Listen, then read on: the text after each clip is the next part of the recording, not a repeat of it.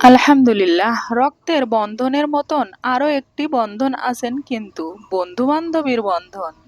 ঠিক তেমনই একটি আমার শ্বশুরবাড়ি পরিবারে এসে আল্লাহ আমার জন্য অনেক বড় মনের একটি বান্ধবী উপহার দিয়েছেন।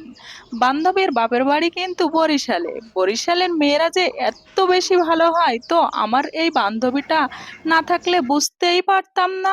অনেক ভালো মনের একজন মানুষ আমার বান্ধবীটি, অনেক বেশি রোমান্টিকও, আবার অনেক ইয়ার্কিও করতে পছন্দ করেন। আমার মনটা যখন অনেক বেশি খারাপ থাকেন, ঠিক ওই মুহূর্তেই আমার বান্ধবীটা এত সুন্দর সুন্দর কথা বলেন, আমার কষ্টটা কিন্তু নিমিষেই শেষ হয়ে যায়। আর আমার বান্ধবীর হাজবেন্ড কিন্তু মালয়েশিয়া থেকে দেশে এসেছেন কিছুদিনের জন্য।